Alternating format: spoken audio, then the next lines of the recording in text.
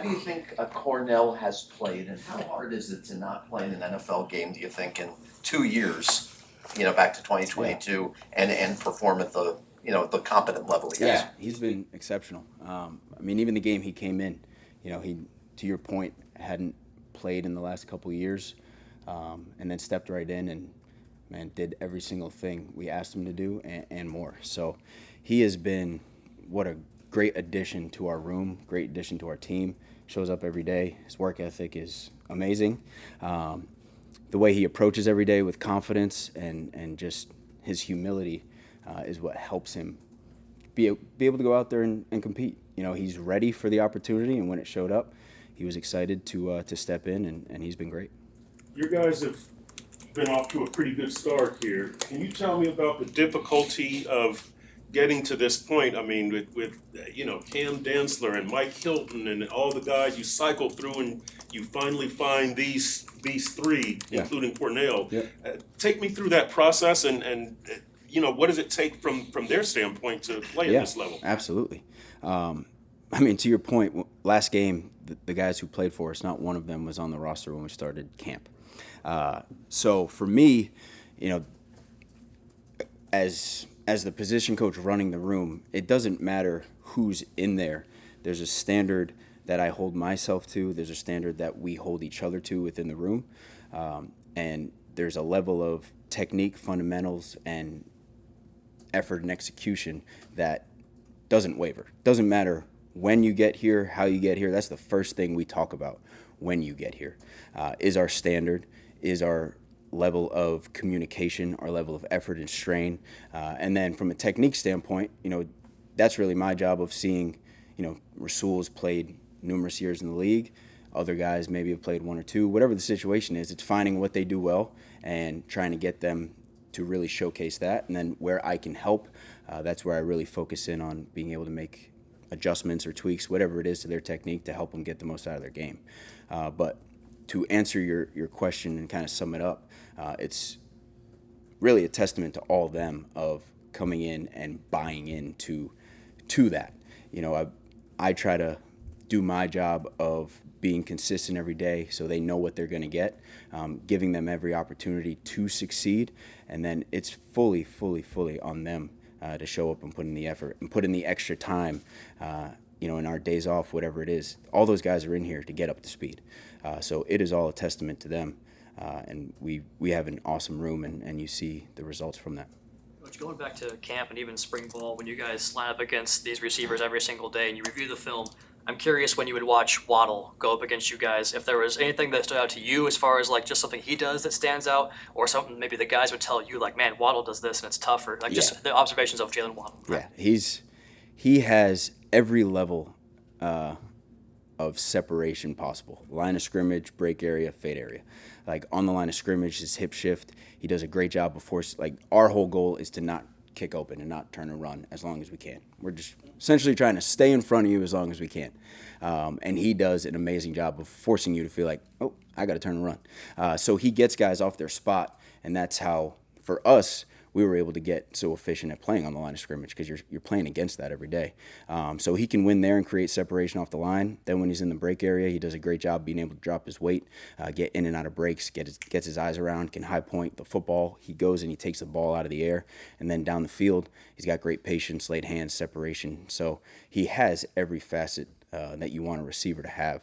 So for us, going against that every day, you can't beat it. What's the teaching point from Garrett Wilson's touchdown? Garrett Wilson's touchdown. It just seems like, when I rewatched it, like he did everything right, played through the hands, all of it, and he just still made the catch. Told him, hey, it's 1 in 100. We do that 100 times. He's going to make one of them. It just happened to be that one. Like he played that from the position he was in. Even when you watch the TV copy, his eyes are right. There's a effort to go play through the hands. And Garrett made an awesome catch. So there's a few, coaching points of when you are in that position of really just trying to make him make a one-handed catch earlier. He's trying to play through the pocket where really what we're trying to do, if we can, given the situation, is force him to make the catch with one hand and take at least one hand away, where before he can get two to secure it to his body, he's got to make it with one. And that would be from a not being able to see the ball come in, that'd be the coaching point there. But the other part is I did think he did such a good job on that double move where he was in a position where he could have located the ball. We were in a 0, and given the situation, he was really just trying to play through the hands. But we're working on all those different pieces. But I thought he played it great. You're playing corner in the NFL. Unfortunately, that stuff's going to happen here and there. Regarding Cam Smith, can you take us through as much as you can here publicly of, I'm sure you have to keep his spirits up, but you have to be honest with him and tell him he's not doing the job. I guess you have to tell him you've still got a future in this league. How does that process go? Yeah, I mean, I have a ton of love for Cam. Been here with the Dolphins throughout his career. And, like I said, love him. Want to do everything I can to help him and hope that I did a good job in doing that, while he was here. So wish him absolutely nothing but the best. What kind of emotion was there for you that it didn't work out when there was finality this week with him being released? There's always, with every player, I coach football for them. I don't coach it for me. My excitement to get up every day is to not let them down. So with every player, I want to help them become the best version of themselves they can be on and off the field.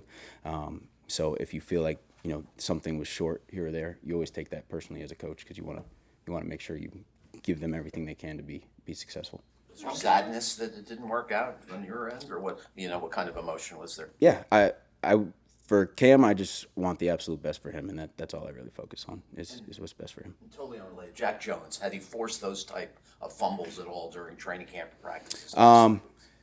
He did. I would say as a defense, we made a concerted effort of last week of really, really everybody taking ownership in focusing on that, and you saw that show up in the game. So there's a formula there.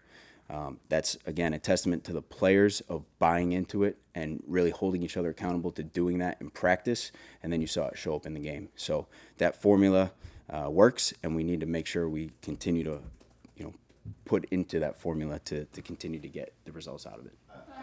I hate to, the unit is having success, it's in a cornerback unit, but all 3 guys got here during training camp. What could have been, or what would have been the benefits of having them earlier in the process, knowing the defense and developing chemistry? Because basically you guys threw them out there week 1. Yeah. I think within your question was kind of the answer of the more time you have together, the more you can build that chemistry. But when they got here, that's out of my control for sure, and out of a lot of people's control. So once we got them here, it's just get them up to speed, get them playing together, get them communicating together. But you can see each week, you can even see that on film, we're getting better at playing together. So for sure, the more time you spend together, the faster that's going to happen, and the more production and execution you'll see. So I think that's a testament to why you see us having more success working together as a back seven, because guys are playing together more.